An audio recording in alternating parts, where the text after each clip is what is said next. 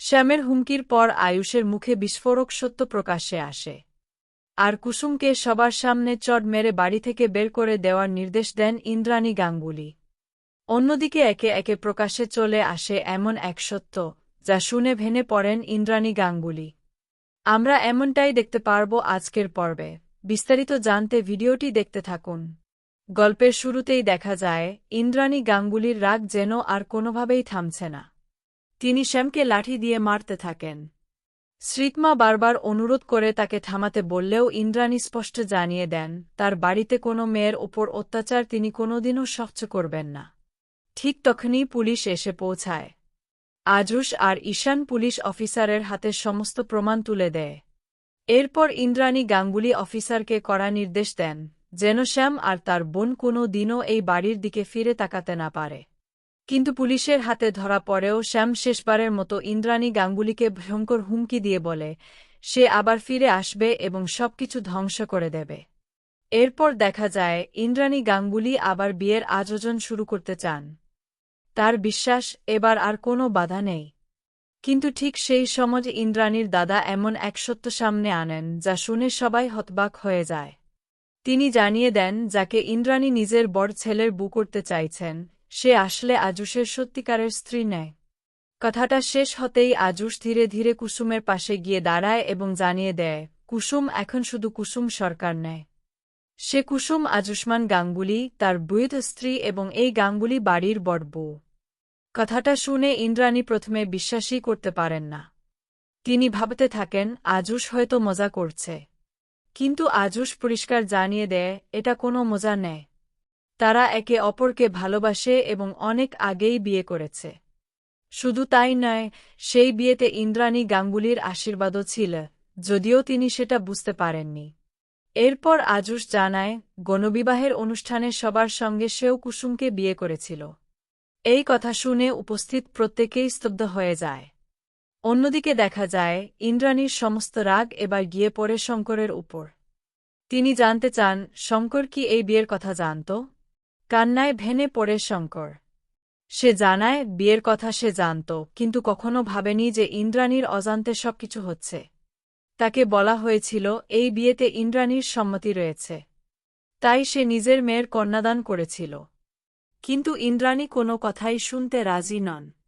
তিনি মনে করেন শঙ্কর আর কুসুম মিলে তার বিশ্বাসের সঙ্গে বিশ্বাসঘাতকতা করেছে। পরক্ষণেই ছোটমা সুযোগ পেয়ে ইন্দ্রাণীর সামনে আবারও কুসুম আর শঙ্করের বিরুদ্ধে বিষ উগরে দিতে থাকে। সে বলতে থাকে প্রথম থেকেই ইন্দ্রাণীকে সাবধান করেছিল, কিন্তু কেউ তার কথা বিশ্বাস করেনি। আজ সব সত্যি প্রমাণ হয়ে গেল। এই কথাগুলো শুনে ইন্দ্রাণীর রাগ আরও বেড়ে যায়। তিনি শঙ্করকে বাড়ি ছেড়ে চলে যেতে বলেন এবং কুসুমকেও একই শাস্তি দেন। এদিকে কুসুম বারবার ইন্দ্রাণীর পায়ে পড়ে কাঁদতে থাকে। সে নিজের সমস্ত দোষ স্বীকার করে নেয়, কিন্তু বাবার কোনো দোষ নেই বলে বারবার অনুরোধ করে। সে বলে শাস্তি যদি দিতেই হয় তাহলে শুধু তাকেই দেওয়া হোক। কিন্তু ইন্দ্রাণীর মন একটুও নরম হয় না। তিনি নিরাপত্তারক্ষীদের ডেকে কুসুম আর শঙ্করকে হিঁচড়ে বাড়ি থেকে বের করে দেওয়ার নির্দেশ দেন। ঠিক তখনই সবার সামনে কুসুমের গালে জোরে চড় মারেন ইন্দ্রাণী। মুহূর্তের মধ্যে গোটা বাড়ি স্তব্ধ হয়ে যায়। কথাটা শুনে কুসুম আরও ভেঙে পড়ে। ইন্দ্রাণী বলতে থাকেন তিনি কুসুমকে নিজের মেয়ের মতো ভালোবেসেছেন, বিশ্বাস করেছেন। অথচ সেই বিশ্বাসেরই অপমান করেছে কুসুম। ছোটমা আবার কুসুমকে সুযোগসন্ধানী বলে অপমান করতে থাকে এবং বলে তারা শুধু সুযোগ নিয়ে গাঙ্গুলি পরিবারের সম্মান নষ্ট করেছে। অপরদিকে শ্রীতমার বাবা মাও চুপ করে থাকেন না। তারা ইন্দ্রাণীকে সরাসরি ব্যর্থ মা বলে অপমান করেন। তারা বলেন নিজের বাড়ির ভেতরে এত বড় ঘটনা ঘটে গেল অথচ তিনি কিছুই জানেন না। তাদের মেয়ের জীবন নষ্ট হয়ে গেল। এই দায় গাঙ্গুলি পরিবারকে নিতে হবে। শ্রীতমাও কাঁদতে কাঁদতে কুসুমকে প্রশ্ন করে সত্যিটা আগে বললে কি এমন ক্ষতি হয়ে যেত? কেন তাকে সবার সামনে অপমানিত হতে হল? ঠিক সেই সময় আজুশ কুসুমের পাশে দাঁড়িয়ে যায়। সে স্পষ্ট জানিয়ে দেয় কুসুম কোথাও যাবে না।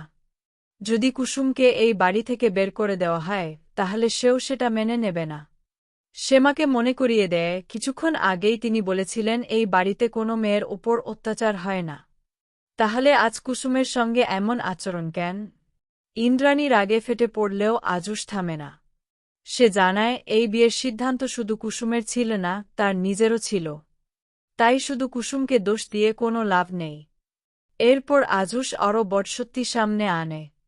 সে জানায় বিজ্ঞাপনের শুটিং যে বিয়ের দৃশ্য করার পর থেকেই কুসুম তাকে নিজের স্বামী হিসেবে মেনে নিয়েছিল।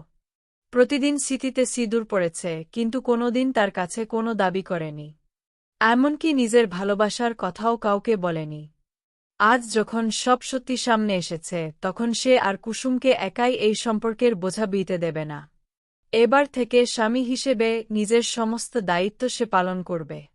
এই কথা শুনে স্মৃতমা সম্পূর্ণ ভেঙে পড়ে। সে জানায় আজুসের একটি ঈশ্বরই তার ভাঙা সম্মান আর ভাঙা মন কোনোদিন ফিরিয়ে দিতে পারবে না। স্মৃতমার বাবা মাও গাঙ্গুলি পরিবারকে অভিশাপ দিয়ে সেখান থেকে চলে যান। ইন্দ্রাণী নিজেও স্বীকার করেন তিনি মা হিসেবে ব্যর্থ হয়েছেন। শেষ পর্যায়ে দেখা যায় ছোটমা আবার নতুন সন্দেহের সৃষ্টি করে। সে বলে শুধু আজুস আর কুসুম নয়, এই বাড়ির আরও অনেকে সব সত্যি জানত। এরপর বাড়ির কাজের মহিলা স্বীকার করে তারা সবাই এই বিয়ের কথা জানত, কিন্তু বলতে সাহস পায়নি। আর তখনই ছোটমা সবাইকে সামনে আসতে বলে, যারা এই সত্যিটা জানত। মুহূর্তের মধ্যেই ঈশান সহ আরও কয়েকজন পরিবারের সদস্য এক পা এগিয়ে আসে। আর সেই দৃশ্য দেখে ইন্দ্রাণী গাঙ্গুলি সম্পূর্ণ স্তব্ধ হয়ে দাঁড়িয়ে থাকেন। এবার এই বিশ্বাসভঙ্গের পর তিনি কি সিদ্ধান্ত নেবেন, সেটাই দেখার অপেক্ষা। আজকের পর্ব আপনাদের কেমন লাগলো কমেন্ট করে জানিয়ে দিন। আপডেট পেতে চ্যানেলটি সাবস্ক্রাইব ও বেল আইকনে ক্লিক করে রাখুন।